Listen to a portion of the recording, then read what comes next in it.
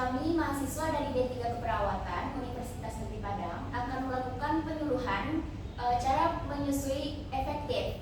Untuk ini, saya akan meminta waktu bunda-bunda sekitar setengah jam atau 30 menit untuk menjelaskan materi.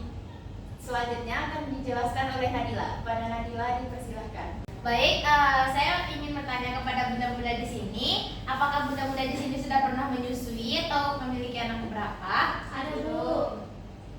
Anak pertama, Bu. Baik, apakah bunda-bunda tahu apa itu pengertian dari menyusui? Tidak, Bu. Baik, saya akan menjelaskan pengertian dari menyusui. Menyusui adalah suatu proses pemberian susu kepada bayi atau anak kecil dengan air susu ibu atau yang disebut juga dengan ASI. Nah, dari payudara ibu, segala daya upaya yang dilakukan untuk membantu ibu mencapai keberhasilan dalam menyusui. Nah, bayi yang disebut dengan manajemen laktasi.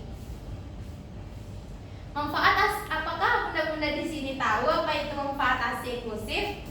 Tidak, ASI kepada anak. Ada lagi? Baik, saya akan menjelaskan manfaat ASI eksklusif bagi bayi. Yang pertama yaitu pemberian ASI eksklusif pada bayi dimulai dari usia 0 hingga 6 bulan memberikan manfaat luar biasa yang tidak dapat disaingi oleh manfaat ataupun minuman ASI manapun. Eksklusif bukan hanya sekedar memenuhi kebutuhan nutrisi fisik, tetapi juga berperan dalam membentuk fondasi kesehatan dan kecerdasan bagi si kecil. Nah, manfaat yang kedua yaitu mencegah terserang penyakit, dan manfaat yang ketiga yaitu mendukung perkembangan otak dan fisik bayi. Pentingnya ASI eksklusif terletak pada dukungan terhadap perkembangan otak dan fisik bayi. Selama 6 bulan pertama, bayi dilarang mengkonsumsi nutrisi selain ASI. Nah, oleh sebab itu, ASI yang diberikan pada masa aktif memiliki dampak besar bagi pertumbuhan otak dan fisik si kecil di masa mendatang. Nah, zat-zat yang penting dalam ASI seperti DHA dan AAA berperan dalam membentuk jaringan otak dan sistem saraf yang kuat serta mendukung perkembangan sel-sel otak dengan optimal.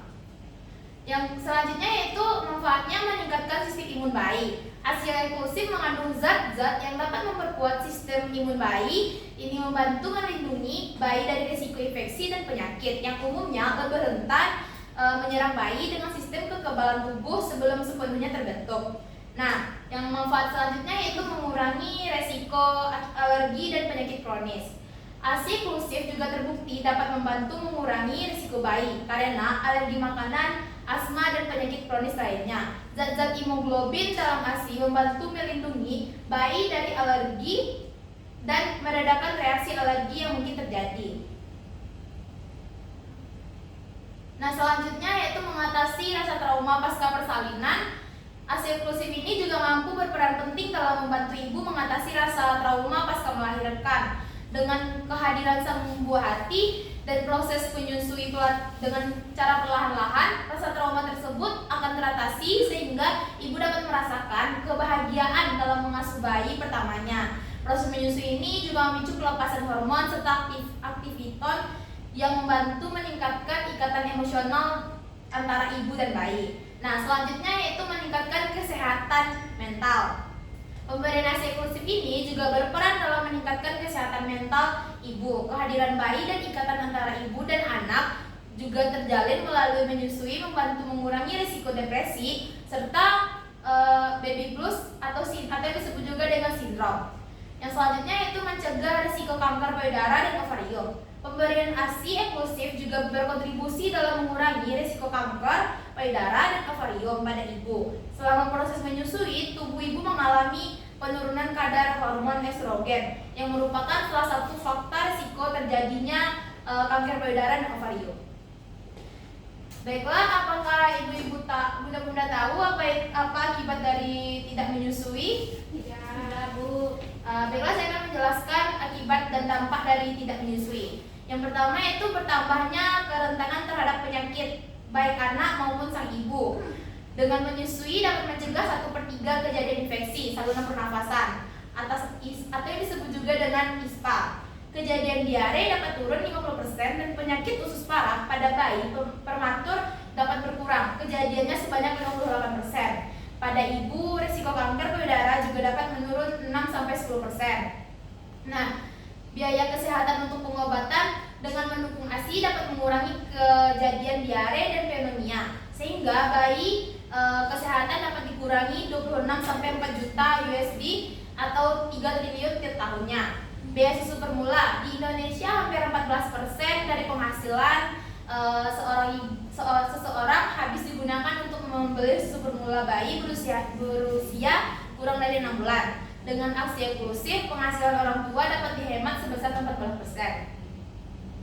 Baik, materi selanjutnya saya serahkan kepada Ebi untuk menjelaskan. Baiklah, di sini saya akan menjelaskan kepada bunda-bunda semua bagaimana sih posisi menyusui yang benar itu.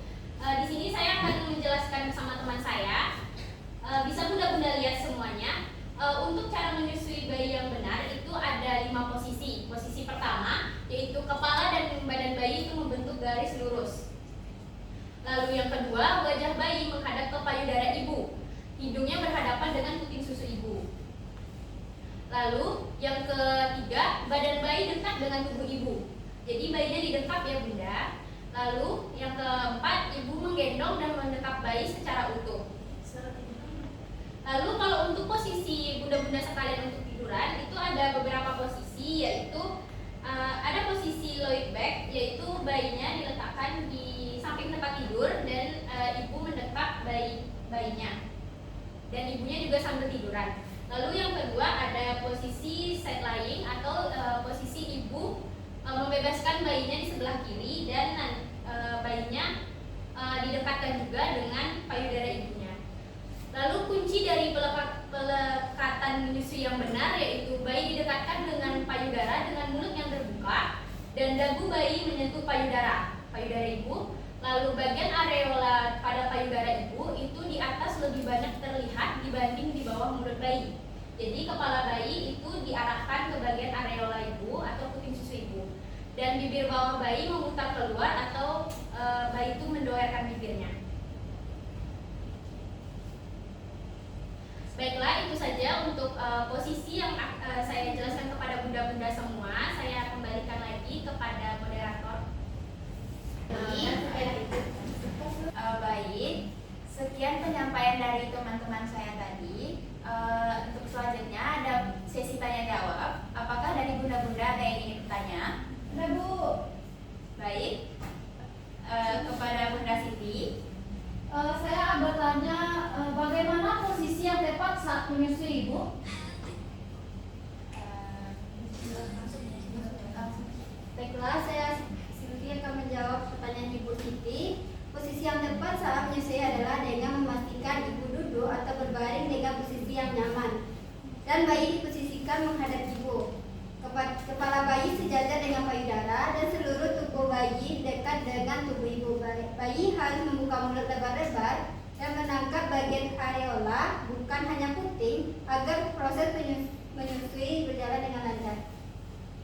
Baik, apakah Ibu paham? Baik, terima kasih jawabannya Ibu. Selanjutnya pada Ibu Stefi, Bunda Stefi. Baik, bagaimana cara memastikan bayi mendapatkan ASI yang baik? Terima kasih. Baiklah, saya akan menjawab pertanyaan Ibu Stefi. Bagaimana cara memastikan bayi mendapat ASI dengan baik? Yaitu untuk memastikan bayi mendapat ASI dengan baik, perhatikan pelekatan mulut bayi. Mulut bayi harus menutup areola, bukan hanya puting. Bayi yang menghisap dengan baik akan membuat gerakan menghisap yang ritmis dan suara menelan dapat terdengar. Jika bayi hanya mengusap tanpa suara menelan, mungkin ada masalah dengan pelekatan atau produksi ASI yang perlu diperbaiki. Baik, untuk selanjutnya kelompok kami akan membagikan leaflet. Leaflet tersebut dapat bunda-bunda pahami dan dibaca agar bunda-bunda lebih mengerti atas penyuluhan tadi. Silakan Sylvie.